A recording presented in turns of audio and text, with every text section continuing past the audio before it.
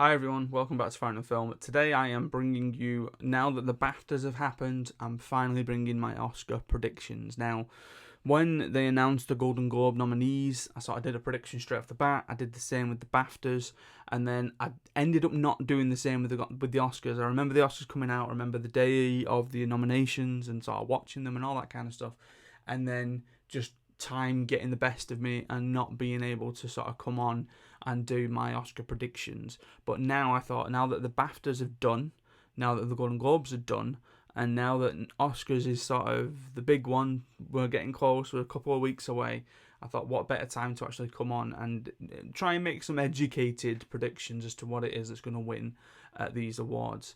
Now, I've done something similar to anyone who caught up with my timeline, or I don't know, to be honest, this one might go up before the timeline. Either way, you should see on my screen, or on the screen, you should see basically a PowerPoint slide. I'm going to take you through the nominees for each category. I'm going to share with you in which categories the BAFTAs awarded and the Golden Globes awarded, if applicable, and then I'm going to give you my sort of definitive prediction on who it is that's going to win this one. So, the first one, so Best Visual Effects. The nominees are The Creator, Godzilla Minus One, Guardians of the Galaxy Volume 3, Mission Impossible Dead Reckoning Part 1, and Napoleon. Now, the BAFTAs awarded this to Poor Things. Poor Things isn't nominated at the Oscars, so already my idea of giving you an educated guess is going down the of the ones that were nominated at the BAFTAs, I believe it was all of them apart from Godzilla Minus One. So that's where Poor Things would sort of slot in there. I'm gonna go The Creator. Yeah. I think obviously all of them. I'd not seen Napoleon, and when the BAFTAs showed the visual effects that went into Napoleon, it's just mind-boggling how people managed to do that. So all of them are more than deserving of the attention here, but I'm going to go The Creator for Best Visual Effects. For Best Film Editing, you've got Anatomy of the Fall, Holdovers, Killers of the Flower Moon, Oppenheimer, and Poor Things, and this one went to Jennifer LeMay or Lame for Oppenheimer. I'm going to stick with that. I think Oppenheimer is definitely picking up traction in these technical awards, whereas Poor Things seems to be the thing that's picking them up in terms of production design and that sort of side of filmmaking. So this one I'm going to say Oppenheimer for Best Film Editing. Costume design, Barbie, Killers of the Flower Moon, Napoleon, Oppenheimer, and Poor Things. BAFTAs gave it to Poor Things. I'm sticking along with this one. I would say the close contention here is Barbie, but I'm going to stick with Poor Things, and I'm going to say that Poor Things gets Best Costume Design. Best Makeup and Hairstyling, so Golda, Maestro, Oppenheimer, Poor Things, and Society of the Snow. Now, BAFTAs gave it to Poor Things, and again, it's going to be very easy in a very quick video for me to just go along and go, I agree with the BAFTAs, I agree with the BAFTAs, I agree with the BAFTAs. There was a clip when Best Actor at the BAFTAs was announced that showed Bradley Cooper in Maestro. Now, I've not seen Maestro. If I'm honest, it's not my kind of film, so I don't think I'm going to get round to it. But the way that he looks as an older Leonard Bernstein, to me, is a much more remarkable feat than some of the stuff that happens in Poor Things. So, my head sort of goes, go Poor Things, but my heart sort of goes, go Maestro, because of the sort of achievement of it. But I think I will play safe and I will say Poor Things, but Maestro's in the back of my mind. Best Cinematography, there we go. So El Conde, Killers of the Flower Moon, Maestro, Oppenheimer, and Poor Things. It's Hoyte van Hoytema's. This is Oppenheimer. Like I say, it seems to be sweeping up in technicals. And I believe that this is going to go exactly the same way as the BAFTAs, and it's going to go to Oppenheimer. Production design, Barbie, Killers of the Flower Moon, Napoleon, Oppenheimer, and Poor Things. Now, again, there is what I thought it was going to be a Barbenheimer split, and I thought it was going to be Barbie getting these ones, Oppenheimer getting the other ones, but it seems to be a Poor Things Oppenheimer split that keeps happening here. Now, I believe this one probably is going to go to Poor Things, as with the BAFTAs, but again, Barbie is the one that But yeah, I'll go Poor Things. Best Sound. The Creator, Maestro, Mission Impossible Dead Reckoning Part 1, Oppenheimer, and The Zone of Interest. Now, the BAFTA went to Zone of Interest for this one. And I'm wondering if that was purely because it was a British film. So I'm going to go Oppenheimer. I think Oppenheimer, again, is doing the technical sweep, and it's sweeping up elsewhere as well. So I'm going to go Oppenheimer for this one. I'm going to stray away from what the BAFTA said, and I'm going to go Oppenheimer.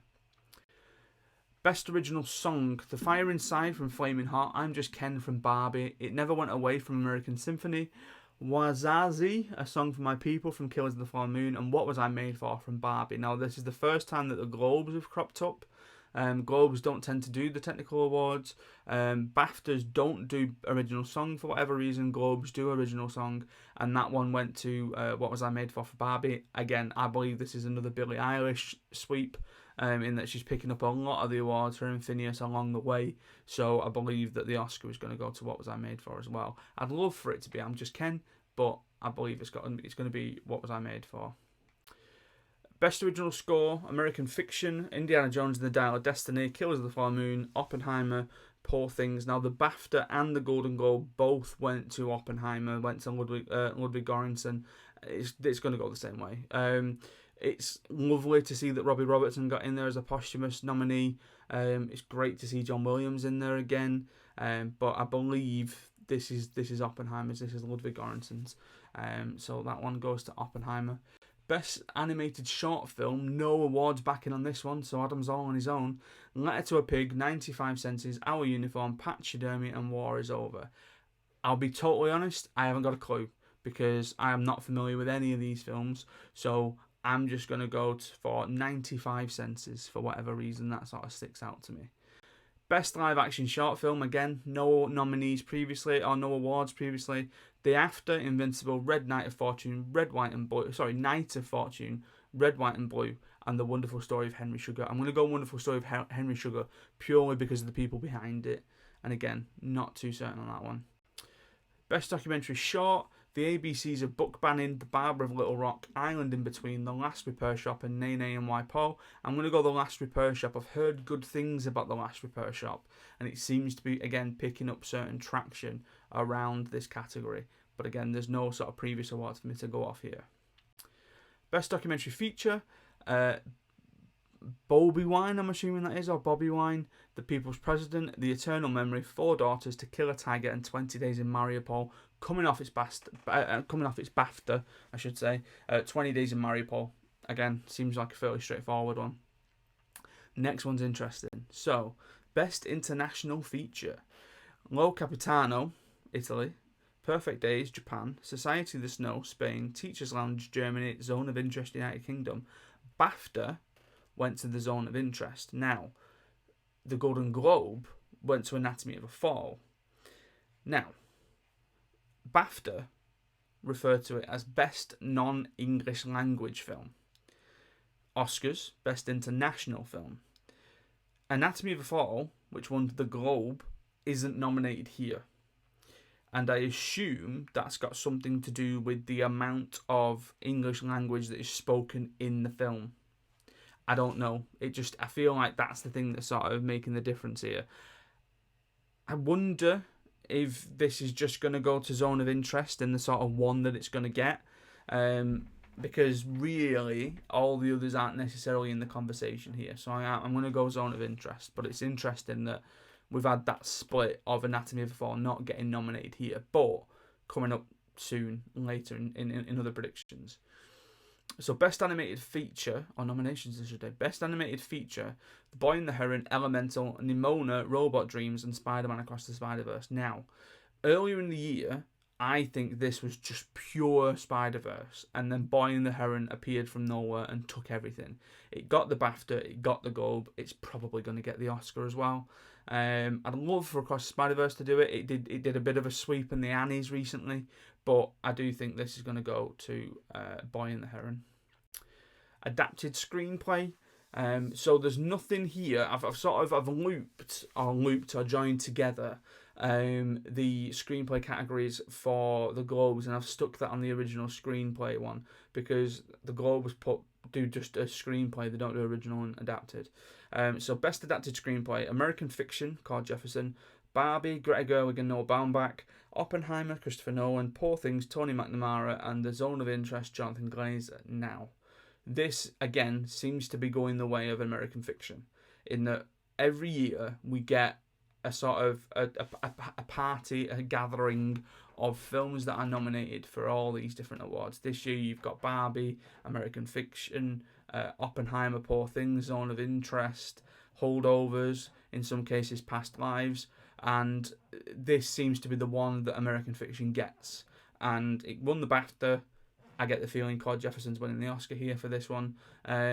I, at some point, assumed that Greta Gerwig and Noah Baumbach might get it. It's very, very strange for it to get an adapted nomination, being as the saying that it's adapted from characters that were created by somebody else, which I think is a bit unfair because it's not necessarily adapted from a specific piece of material like an American Fiction is or like an Oppenheimer is.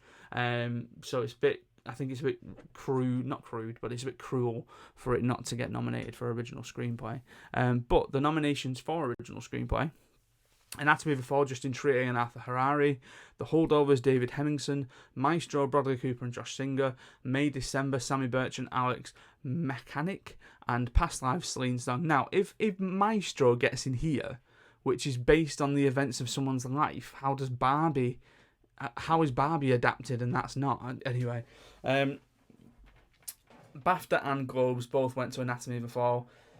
I get the feeling, again, this is the one that Anatomy of the Fall is getting, so similar to adapted, where that's the one that American Fiction's getting, original screenplay is the one that Anatomy of a Fall is getting. It's going to come up everywhere else, and it's going to get nominated for everything else, like director and best film and all that kind of stuff, but this is the one that Anatomy of a Fall gets, even though the holdover script is superb. Best supporting actress, best original supporting actress, best supporting actress. So Emily Blunt, Oppenheimer; Danielle Brooks, The Colour Purple; America Ferrera, Barbie, there was the surprise nom there; Jodie Foster, Nyad; and Divine Joy Randolph for The Holdovers. I don't think there's anything stopping Divine Joy Randolph at this point. She got the BAFTA, she got the Golden Globe. For me, I prefer the performance by Emily Blunt in Oppenheimer, but this is definitely going to Divine Joy Randolph. I think there'd just be a huge surprise if it wasn't at this point. Best Supporting Actor: Sterling K. Brown for American Fiction; Robert De Niro for Kills the Flower Moon; Robert Downey Jr. for Oppenheimer; Ryan Gosling for Barbie; and Mark Ruffalo for Poor Things. And again, there's nothing stopping Robert Downey Jr. at this point. He won the BAFTA, he won the Globe, he's winning his Oscar. This is his year. He's having it. No one's getting in his way. Robert Downey Jr., Best Supporting Actor. Best Actress now. Interesting. Annette Bening, Nyad; Lily Gladstone, Killers of the Flower Moon; Sandra Hüller, Anatomy of a Fall; Kerry Morgan, Maestro; Emma Stone, Poor Things. Credit to you, ladies. Annette, we're just going to move you to one side for a second. Same with Sandra. Same with Kerry. And we're just going to focus on Lily Gladstone and Emma Stone. Now, when Lily Gladstone won at the Globes, she won for Best Actress in a Motion Picture Drama. Emma Stone won for Best Actress in a Motion Picture Musical or Comedy, which I thought was going to go to Margot Robbie Barbie, but, you know, it did what it did. Now, Emma Stone then went on and won Best Actress in the BAFTA category, where Lily Gladstone wasn't nominated. Is Lily going to pull out the upset and get the Oscar too? Or is this one going to go to Emma Stone? The momentum is on Emma Stone's side. It's Emma Stone's. Yeah. I think if you'd asked me 2 months ago, I probably would have gone Lily Gladstone because that was the way that it ended up going. But Emma Stone. Yeah. Best Actor: Bradley Cooper for Maestro; Colman Domingo for Rustin; Paul Giamatti for The Holdovers; Cillian Murphy, Oppenheimer; and Jeffrey Wright, American Fiction.